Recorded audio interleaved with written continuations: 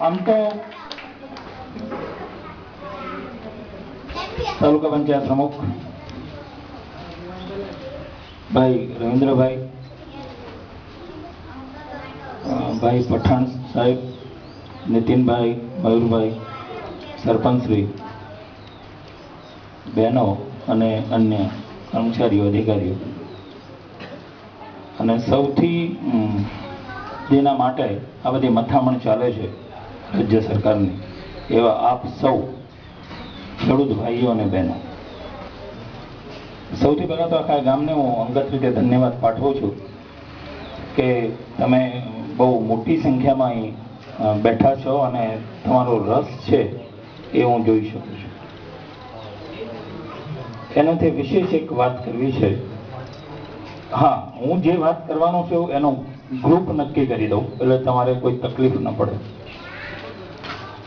તમારા તનની તંદુરસ્તી માટેની વાત કરી આરોગ્યવાળા સાહેબે, પાકની તંદુરસ્તીની વાત કરી આર.કે. પટેલ સાહેબે.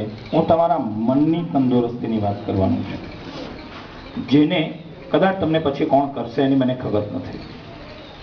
એટલે હું એ દિશામાં જઈશ. તમારા જમીનમાં જે થતું હોય તે ભલે થતું, તમે જે પાક વાવતા હો તે ભલે વાવતા, મોજ કરો એમાં. પણ અહીં જે ફેરફાર કરવાનો છે ને એની મારે વાત કરવાની છે, અને એ ફેરફાર નહીં થાય ત્યાં સુધી તમને મજા નહીં આવે. સાહેબે વાત કરી કે, કાકાએ વાત કરી કે પાણીનો પ્રશ્ન છે, પાણી નથી. એ નહીં હોય, નહીં હોય. આપણે બહુ નખોદ વાળ્યું છે પાણીનું, સાચા અર્થમાં. કયા સંદર્ભમાં તો કહી દઉં તમને કે પાણી ક્યારે બનતું નથી. તમે કોઈ બનાવી નહીં શકો, અમે નહીં, અમારા પછીના વૈજ્ઞાનિકો ગમે તેટલા મોટા સાયન્ટિસ્ટ થાય તો પણ એ નહીં બને. પૃથ્વી જે સંજોગોમાં જ્યારે છૂટી પડી સૂર્યમાંથી, એ વખતે એ જે કેમેસ્ટ્રીના માણસો હશે, જે કોઈ જાણકાર હશે, એચ અને ઓનું કોમ્બિનેશન થયું.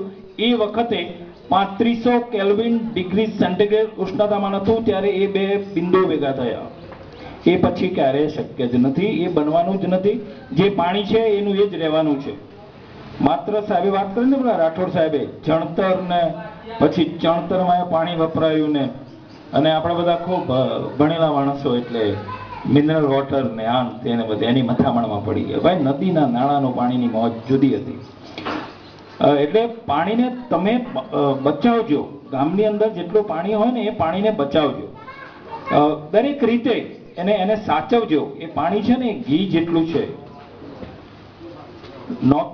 નહોતું ને જ્યારે જેની પાસે નથી એ ગામડા તમે જોયા જ નથી.